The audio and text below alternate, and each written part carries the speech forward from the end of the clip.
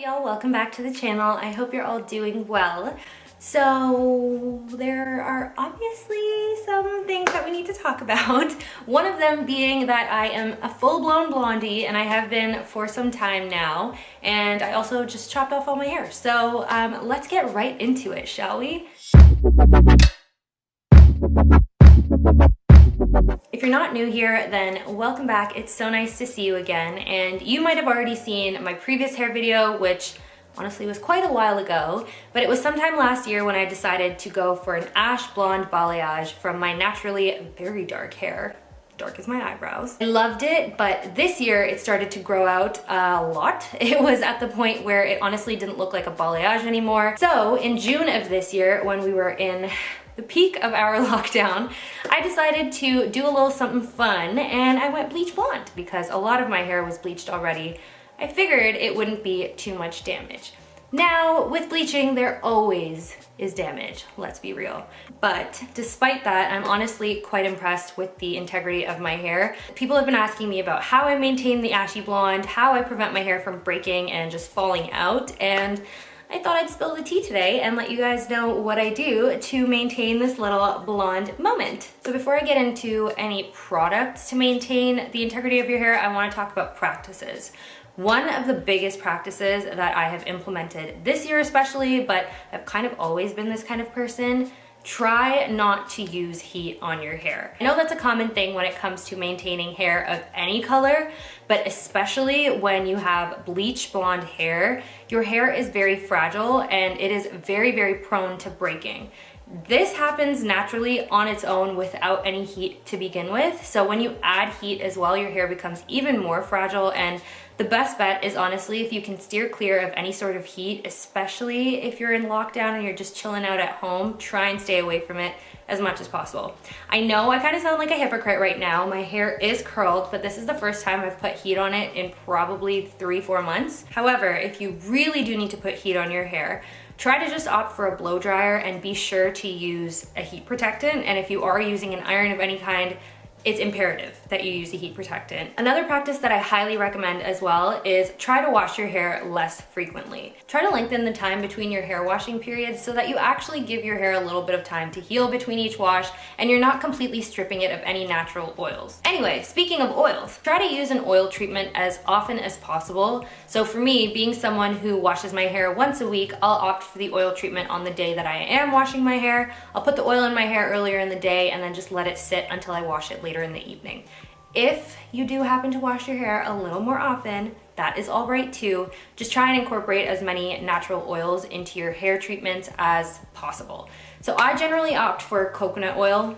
Obviously, coconut oil is the OG, but I'd also recommend some things like argan oil, avocado oil, and grapeseed oil. So one more tip that I have that's a little more generic and doesn't just apply to blondes is getting frequent cuts. So I'm not someone who necessarily believes in getting haircuts very often. You guys will have seen in my previous videos, I don't cut my hair often at all. When you are blonde especially, it is so much more obvious when your hair is dry and dead and needs some TLC. I would recommend even just once a month or once every 2 months even. It really comes down to what your personal preferences are as well as what the condition of your hair is. However, trimming it does liven it up a bit and just gives it a little bit more bounce, which makes it look a lot healthier. One practice that I think is very imperative to actually maintaining the ashiness of your hair as well as the shine is toning. After some washes, after sun exposure, and after just exposure to free radicals, the color and the condition of your hair is not going to be the same. Your hair will get more brassy over time if you don't use the right products as well as implement the right practices. I've been getting my hair toned pretty much like once a month and a half. If you just bleach and tone your hair the first time around and then try and maintain it with shampoos or just masks and stuff, it's only gonna be able to do so much. Now, let's get on into the products. So one thing that is extremely important if you are a blonde of any kind, doesn't matter if you're ashy, if you're going for a more caramel blonde, you do need a good color treating shampoo.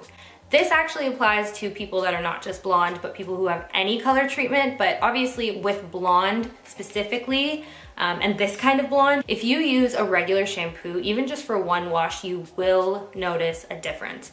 And I'm saying this because I have done that. Purple shampoos are absolutely amazing, especially if you're getting a good quality one, but there's only so much that those can do as well. And following it up with a purple conditioner will not only add some moisture to your hair, but it'll also do a little bit of the toning for you. So the purple shampoo and purple conditioner that I use are both from Redken. They're the Color Extend Blondage Color Depositing Shampoos with toning and strengthening systems for blondes. I honestly cannot say enough good things about these, but there are a few highlights that I want to point out to you. If you've used purple shampoo before, you know how easy it is to stain your bathroom, stain your hands, stain your nails, do all that kind of good stuff. No matter how much I use of the purple shampoo from Redken, my hands do not get stained, and it is so good.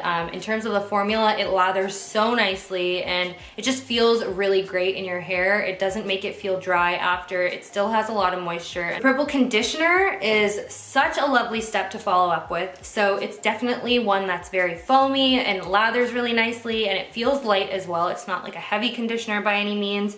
And it obviously has the toning system as well, which is absolutely amazing. Honestly, these two, such a match made in heaven. Another product that I highly recommend if you are a blondie is going for a pH bonder. So this was talked about in the balayage video, and again, if you haven't already seen that video, I highly recommend that you check it out. There were some really great tips in that video. A pH bonder is so imperative to incorporate into your hair care, and it kind of does the exact thing that it says. It helps maintain the natural pH of your hair. Honestly, so good for protecting your hair follicles and protecting the shafts of your hair as well. You apply it from root to tip, and this Redken one is absolutely amazing. I've been using it since I did my balayage, and it's honestly made such a difference. And then the last product that I would recommend is using a serum or an oil of some sort, if not both. So I definitely incorporate the Anti-breakage Serum from Organix into my hair care routine every time I wash my hair. This has to be applied on damp hair. You can apply it on dry hair. It's just, it does have a little bit more of like a greasy texture. So that's why I try and stay away from it after I've styled my hair or after I've let it fully dry. The Anti-breakage Serum is so important to incorporate into your routine because your hair as a blonde is naturally more fragile, it's delicate. And then the last and final product that you can actually use when your hair is wet as well, but I mostly use when it's dry, is a hair oil. This is Voir Haircare's luxury hair oil, and it's called A Walk in the Sun, and it literally smells amazing. Oh my god, it smells so good. It literally smells so good. It smells like Sol de Janeiro's Bum Bum Cream. Such a light and airy oil. It does not feel heavy. It doesn't weigh my hair down at all. Your hair doesn't even have to be styled to use a hair oil. Even if you just want to leave it to air dry and then just run the hair oil through it after, it'll really bring down your frizz and it'll just make everything look a lot more healthy and put together. That is it for today, darlings. Whether you're a blonde babe or a brunette bombshell, thank you so much for watching, and I hope this helped you out. If you have any other questions that you want to ask about my hair journey, feel free to leave them in the comments below. And if you are a blondie yourself, please leave a comment about any tips that you might have. As always, be sure to like this video if you did enjoy, and feel free to subscribe so I can see you guys here next time. I'll be back very soon, but until then, take care, stay healthy, and stay happy.